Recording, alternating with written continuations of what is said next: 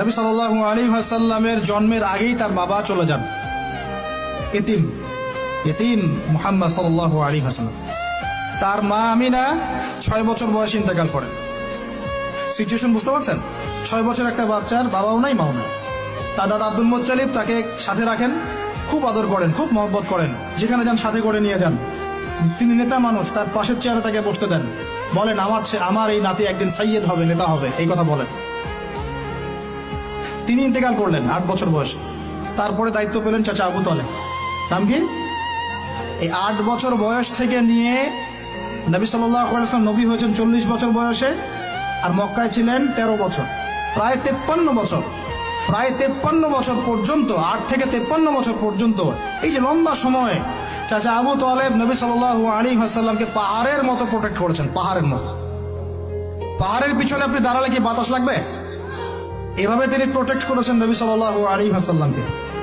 তার সন্তানদেরকে যা খাওয়াতেন তার চেয়ে ভালোটা নবীকে খাওয়াতেন সাল্লাল্লাহু আলাইহি ওয়াসাল্লাম। স্পেশাল রান্না তৈরি করে তাকে ডেকে নিয়ে বসতেন, কারণ এতিম ছেলে, মনে কষ্ট আছে, হয়তোবা সবার সামনে বলতে পারে না, ব্যাপারটা বুঝেন না? তিনি এইভাবে ট্রিট করতেন। এমনকি নবী হওয়ার পরে আল্লাহর নবী সাল্লাল্লাহু আলাইহি ওয়াসাল্লামের বিরুদ্ধে পুরা সমাজ চলে গেল। কেউ গালি দেয়, কেউ বলে সাহের, কেউ বলে কাযযাব, কেউ বলে ফারিকুল জামাআ। মানুষ গালি গালাজ শুরু করলো, নিন্দা গীবত তহমত শুরু করলো, অর্থনৈতিক বয়কট শুরু করলো, সামাজিকভাবে বয়কট করা শুরু করলো। এমন কোনো অত্যাচার নাই যা নবী সাল্লাল্লাহু আলাইহি ওয়াসাল্লামকে করা হয় নাই। বুঝতে পারছেন কথা? এইরকম একটা সিচুয়েশনেও চাচা আবু তালেব তিনি বলছেন, তারা তোমার দিকে আসতে পারবে না দলে দলে যতদিন আমি আবু তালেব দাফন হচ্ছি না মাটির তলে। কথা বুঝতে পারছেন? তারা তোমার দিকে আসতে পারবে না দলে দলে যতদিন আমি আবু তালেব দাফন হচ্ছি না মাটির তলে। এইরকম মানুষ চাচা আবু তালেব। মানে আমরা যারা এখানে উপস্থিত আছি, বাংলাদেশে 16 কোটি মুসলমান, সারা বিশ্বের যে এত কোটি মুসলমান, তার মধ্যে বেশিরভাগ মানুষকে যদি আপনি এক পাল্লায় রাখেন, চাচা আবু তালেবের অবদানটাকে আরেক পাল্লায় রাখেন, ওই পাল্লা ভারী হবে ইনশাআল্লাহ। কিন্তু শেষ পর্যন্ত চাচা আবু তালেব কালিমা লা ইলাহা ইল্লাল্লাহ পড়তে পারলেন না। কথা কি বুঝতে পারতেছেন ভাই? নবী সাল্লাল্লাহু আলাইহি ওয়াসাল্লাম বারবার বলতেছেন, চাচা খালি একটাবার কালিমা পড়েন, আমি আল্লাহর কাছে আপনার জন্য সুপারিশ করবো, আমি আপনাকে জান্নাতে নিয়ে যাব, চাচা খালি একটাবার সাক্ষ্য দেন, শাহাদা দেন। হলো না।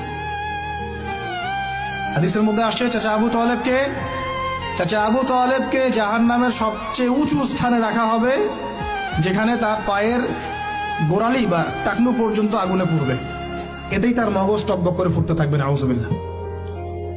নবী সাল্লাল্লাহু আলাইহি ওয়াসাল্লাম বলেছেন, আমি যদি না থাকতাম তাহলে আমার চাচাকে আরো নিচে রাখা হতো।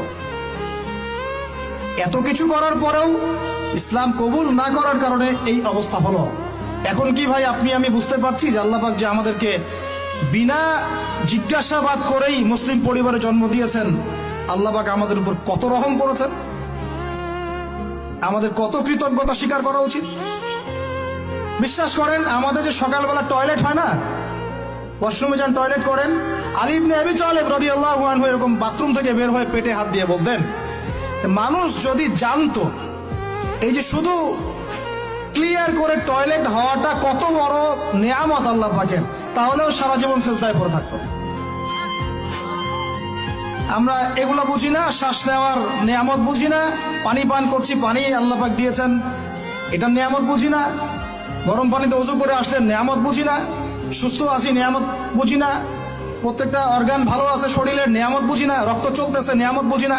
আমরা আল্লাহ পাকের নেয়ামতই বুঝি না, শুকরিয়া আদায় করি না। আর ওই যে কালিমা লা ইলাহা ইল্লাল্লাহ আল্লাহ পাক পড়ার তৌফিক দিয়ে মুসলিম বানিয়েছেন, এটা তো মোটেই বুঝি না। কত বড় নেয়ামত আল্লাহ দিয়েছেন আর কত ইহসান আল্লাহ করেছেন। এইটা জাস্ট আজকের লেকচার শুনে বুঝে বাসায় চলে যান।